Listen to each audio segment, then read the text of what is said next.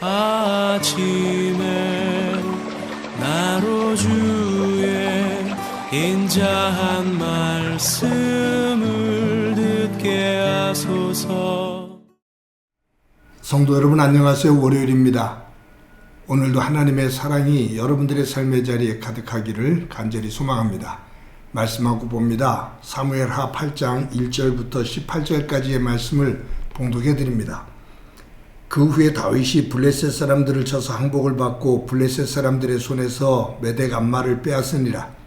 다윗이 또 모압을 쳐서 그들로 땅에 엎드러지게 하고 줄로 재어 그 두 줄 길이의 사람을 죽이고 한 줄 길이의 사람은 살리니 모압 사람들이 다윗의 종들이 되어 조공을 드리니라. 롭의 아들 소바 왕 하다데셀이 자기 권세를 회복하려고 유브라데 강으로 갈 때 다윗이 그를 쳐서 그에게서 마병 1700명과 보병 20000명을 사로잡고 병거 100대의 말만 남기고 다윗이 그 외 병거의 말은 다 발의 힘줄을 끊었더니 다메섹의 아람 사람들이 소바 왕 하다데셀을 도우러 온지라. 다윗이 아람 사람 22,000명을 죽이고 다윗이 다마섹 아람의 수비대를 두매 아람 사람이 다윗의 종이 되어 조공을 바치니라. 다윗이 어디로 가든지 여호와께서 이기게 하시니라. 다윗이 하다데셀의 신복들이 가진 금 방패를 빼앗아 예루살렘으로 가져오고 또 다윗 왕이 하다데셀의 고을 베다와 베로데에서 매우 많은 놋을 빼앗으니라. 하맛 왕 도이가 다윗이 하다데셀의 온 군대를 쳐서 무찔렀다함을 듣고 도이가 그의 아들 요람을 보내 다윗 왕에게 문안하고 축복하게 하니 이는 하다데셀이 도이와 더불어 전쟁이 있던 터에 다윗이 하다데셀을 쳐서 무찌름이라. 요람이 은그릇과 금그릇과 놋그릇을 가지고 온지라. 다윗 왕이 그것도 여호와께 드리되 그가 정복한 모든 나라에서 얻은 은금 곧 아람과 모압과 암몬 자손과 블레셋 사람과 아말렉 사람에게서 얻은 것들과 소바 왕 르홉의 아들 하다데셀에게서 노력한 것과 같이 드리니라. 다윗이 소돔 골짜기에서 에돔 사람 18,000명을 쳐 죽이고 돌아와서 명성을 떨치니라. 다윗이 에돔의 수비대를 두되 온 에돔의 수비대를 두니 에돔 사람이 다 다윗의 종이 되니라. 다윗이 어디로 가든지 여호와께서 이기게 하셨더라. 다윗이 온 이스라엘을 다스려 다윗이 모든 백성에게 정의와 공의를 행할세 수르야의 아들 요압은 군사령관이 되고 아힐롯의 아들 여호사밧은 사관이 되고 아이두베의 아들 사독과 아비아달의 아들 아히멜렉은 제사장이 되고 스가리아는 서기관이 되고 여호야다의 아들 브나야는 그렛 사람과 블레셋 사람을 관할하고 다 다윗의 아들들은 대신이 되니라. 아멘. 오늘 본문에 보면 다윗 왕이 이스라엘 주변에 있는 여러 나라들, 그동안 이스라엘을 괴롭혔던 주변의 7나라 그 이상의 나라들을 쳐서 무너뜨리는 그러한 내용이 쭉 기록되어져 있습니다. 그 전쟁에서 하나님은 다윗이 이기도록 인도해 주십니다. 오늘 이 말씀을 쭉 묵상하면서 1절에 시작되어지는 단어 하나, 그 이후에 라는 이 단어를 가지고 묵상해 봅니다.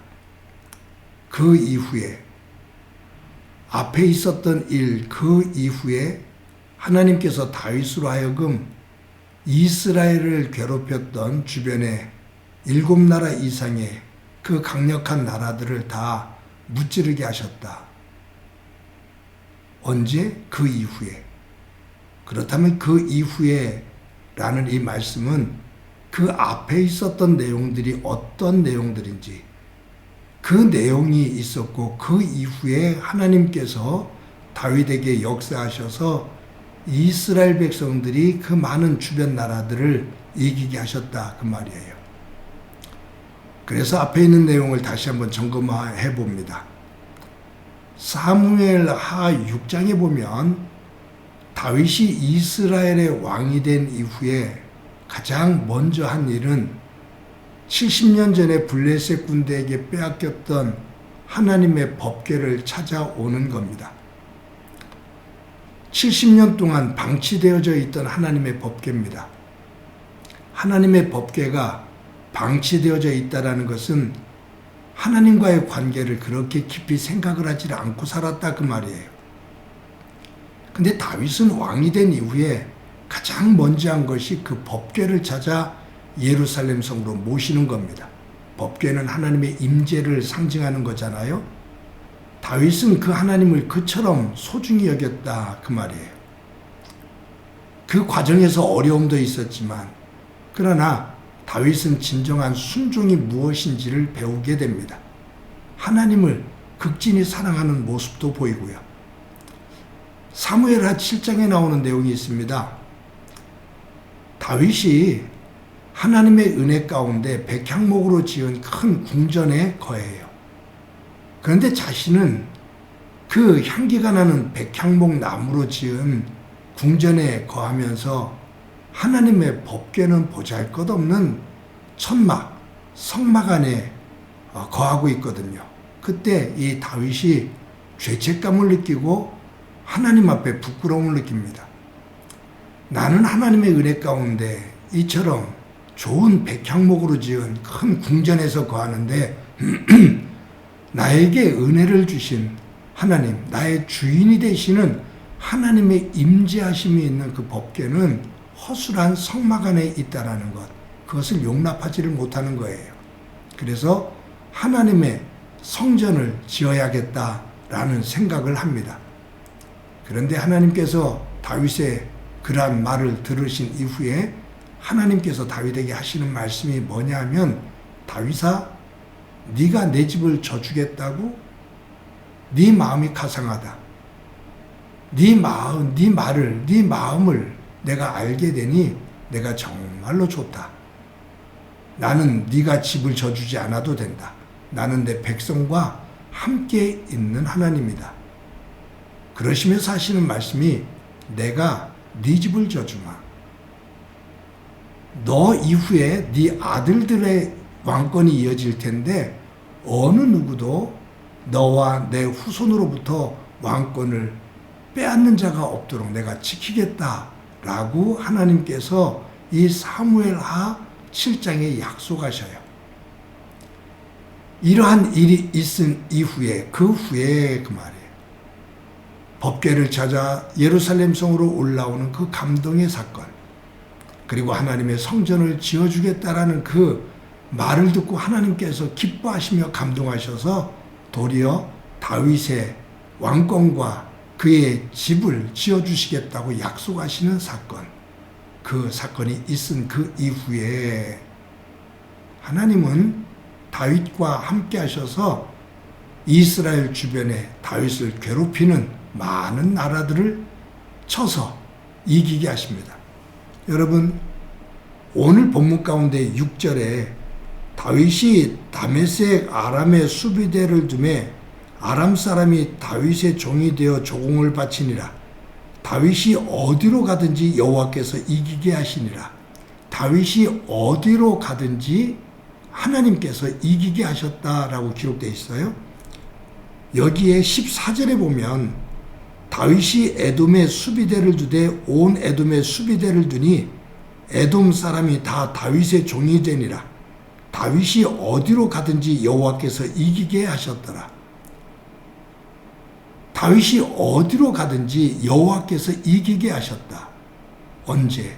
그 후에 하나님을 감동하게 한 다윗의 믿음의 고백, 하나님을 사랑하는 고백, 그 사건 이후에 하나님께서 다윗과 함께 하시며 다윗이 어디로 가든지 이기게 하셨다 그 말이에요. 그런데 어디로 가든지, 다윗이 어디로 가든지 하나님께서 이기게 하셨는데, 다윗은 그 전쟁에서 승리하면 11절 12절에 보면 11절에 다윗이 그것도 여호와께 드리되, 또 12절 마지막에 보면 노력한 것과 같이 드리니라. 다윗은 전쟁에서 하나님께서 이기게 하셨을 때 거기에서 전리품을 하나님 앞에 드립니다. 이것은 뭐냐 하면 이 전쟁에서 이기게 하신 이는 하나님이십니다 라는 고백을 하는 거예요. 참 아름답죠.